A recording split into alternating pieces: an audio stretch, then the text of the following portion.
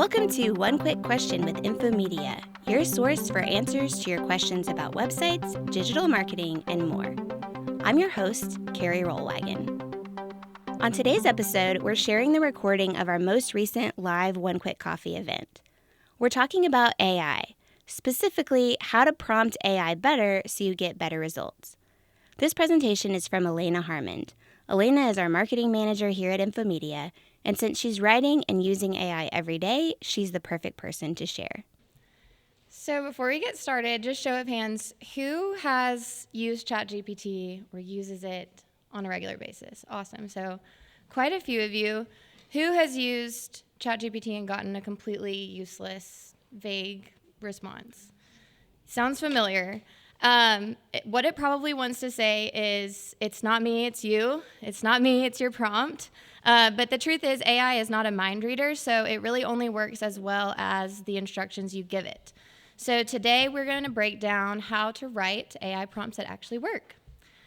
I'm not going to bore you with a long explanation on what AI is, because I think we're all at least somewhat familiar with what we're working with here, but there are some key terms that you should just be familiar with so you know what I'm talking about as I speak today. So your prompt, this is the instructions that you're giving to AI to generate a response. This is what you're typing in, essentially what you're asking for. Well, it's the instruction. It's not actually what you're typing in. That would be the input, which we'll see in a second. The prompt engineering, that is the main concept that we're going to be talking about today. So prompt engineering is the process of refining your prompts and making them better to get better, more accurate outputs. And we're going to talk about lots of different ways to do that. Your input is what you're typing in, so just the words that you are saying to ChatGPT to get a response. And the output is what AI generates in response. And today I'm going to be mainly talking about ChatGPT, but this really applies to any platform that you're using. You can always engineer your prompts to get better results from any AI. And again, it's only as good as the input that you're giving it. So better prompts yield better results. So let's talk about a prompt that is just a little bit too general. That's going to be, tell me about marketing. Now, ChatGPT is going to come back. I have a few live demonstrations here. So I asked it, I just said, tell me about marketing. And it gives a pretty good overview of what marketing is. But this is kind of a textbook answer. It's not specific. It's not applying to any specific industry or type of brand at all. It's really just a generic answer. And it's not bad information. It's just too vague. So it's really almost useless in the context that we're needing. So a better prompt in this situation would be, explain 3 modern digital marketing strategies for startups with examples. And I'll talk through why this is a better prompt, but you can already see when I gave it that exact prompt, you are going to get a lot more specific. It's giving things that are actually targeted to that industry. So I asked for marketing strategies for startups specifically. So this is giving paid social media retargeting. It's giving you a place to start rather than just explaining what is marketing, what's the definition. And obviously, the more details that you give it about what you're trying to get out of it, the better the response is going to be. So the art of prompting, because there is kind of an art to it. Our AI responses sometimes feel useless. So why is that? Well, again, AI is not a mind reader. It can't make something out of nothing. It will, but it can't make something quality out of nothing. It's not going to tell you, I don't know. You'll never ask it a question and get that in response, because it's always going to give you something, but it doesn't think. AI actually follows patterns from your input. So it's not actually coming up with ideas of its own. It's just following information and data, and then it is putting that together based on what you're asking for in your prompt. So again, I'm going to harp on this. Better input yields better output. And we're going to go over a 5-step formula to improve your AI prompts today. So step 1, you want to set the role for the AI. So tell it who it is. AI works better when it knows what perspective to take and it can think like an expert. Again, it's not really thinking, but when you're telling it that it's an expert in its field, it is going to give you a better response. So here's another example of a prompt that is just too generic. Give me social media tips. So it's going to give you some social media tips, but this is basically just the run-of-the-mill generic social media tips that you could find in the first 10 searches on Google. This is out there everywhere, and most people already know these things. But if you give it a title, tell it, you are a social media strategist with 10 years of experience. Give me 5 advanced strategies for growing an Instagram account in 2025. You are being a lot more specific here. This helps AI focus on high-level insights instead of generic advice. So you could give it any role, really. Social media strategist, digital marketing expert, marketing copywriter. I maybe wouldn't give it the role of like doctor or lawyer, but you can at least give it some kind of creative corporate sort of roles. And by empowering AI to take on this expert role, it is now providing you with an expert level response. So these are much more specific social media strategies, and these are not going to pop up in the first few blogs that show up when you do a Google search for social media strategies. These are a lot more targeted, and this just gives you a lot more information to work with that is more specific to what you're asking for. And another thing you can do is stack roles. So you can, again, in this one I kind of did it when I said you're a social media strategist with 10 years of experience, but you can also say you're a social media strategist specializing in Facebook ads, something like that. Number 2 is provide context. So the more specific you are in your prompts, the better. AI needs details to tailor responses that are going to be applicable and relevant to you. So here's an example of that. If you just tell it, if you're writing a product description and you say, write a product description for a headset, it didn't have any information to go off of here, so it's trying to appeal to too broad of an audience. It is giving you what it thinks is a quality response, but this looks like it was written by AI, like you can immediately tell. And it's also it's just not tailored to anyone specific. So a better prompt here would be write a playful and engaging product description for a wireless, noise-canceling headset designed for gamers. Keep it under 100 words. So give it context. Who is this for? What's the purpose? Think of the who, what, when, where, and why of what you're asking for. And when I gave it that prompt, now it's much more targeted to your specific audience. It's punchier, harder hitting, and it's more persuasive. And it's easier to read because you gave it a word limit. So it's not throwing in all those emojis. It's not a novel, a wall of text that's on a product page, because no one's going to read that on a product description. They want something that's easy to digest. And so by asking AI for those specifics, you're going to get a much more targeted, tailored response. And that kind of leads me into number 3, which is tell AI how to format the output. So if you just say, explain this, AI is going to guess how to organize your answer. It follows instructions better when you give it a structure to follow.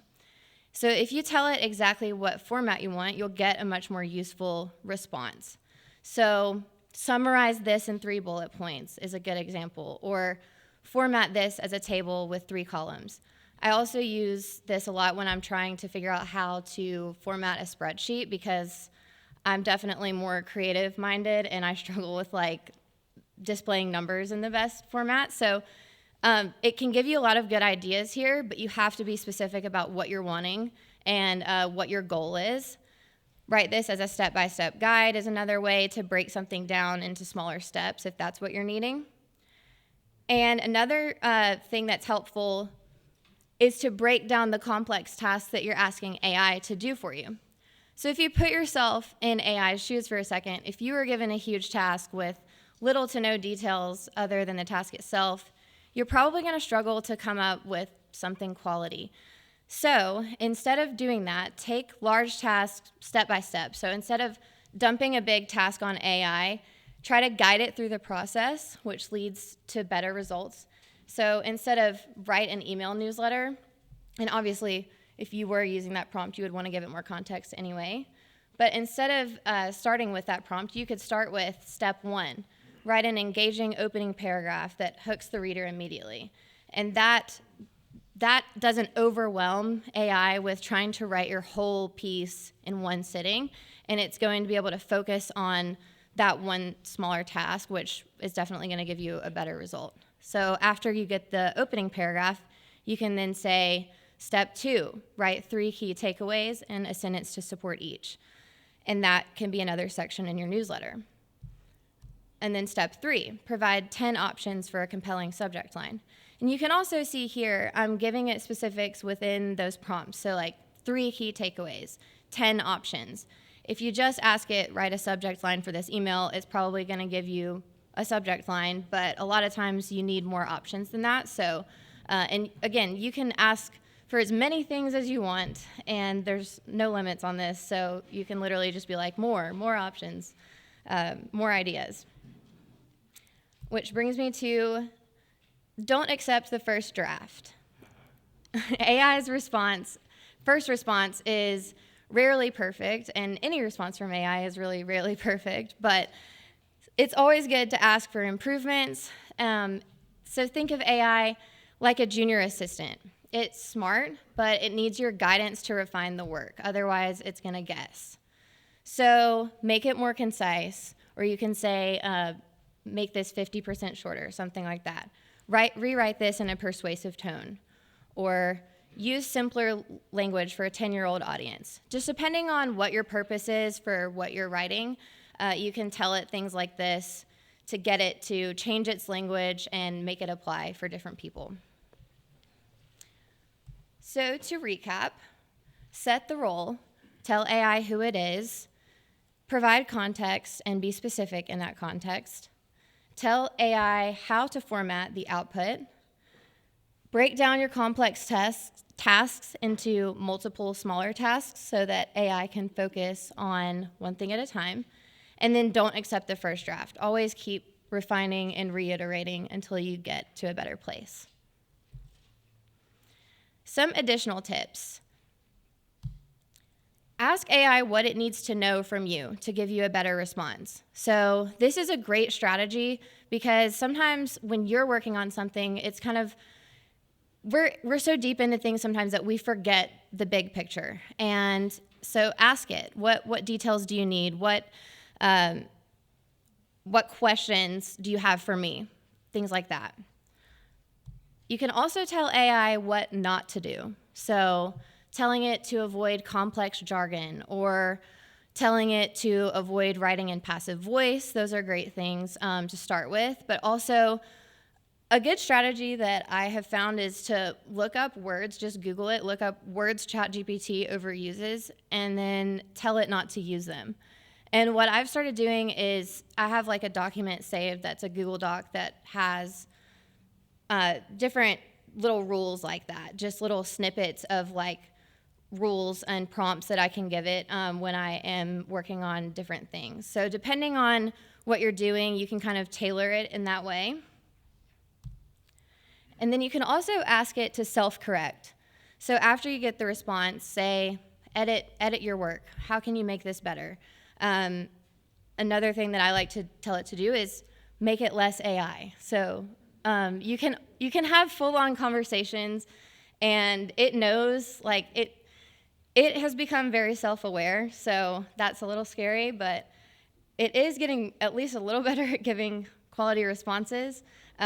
So the more you can just get comfortable with being conversational with ChatGPT, as weird as that sounds, you'll start to learn what works best for you, and you can kind of train it in a way that makes it right to support your voice, your brand, and the purpose that you're trying to accomplish.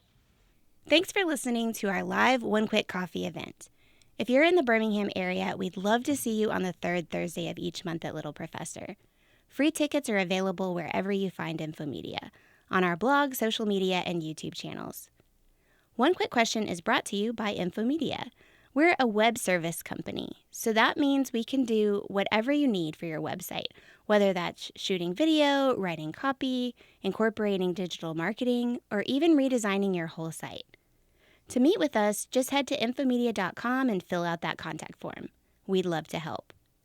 One Quick Question is developed and hosted by me, Carrie Rollwagon. Find show notes, including links to what we talked about on the podcast today, at Infomedia.com/quickquestion.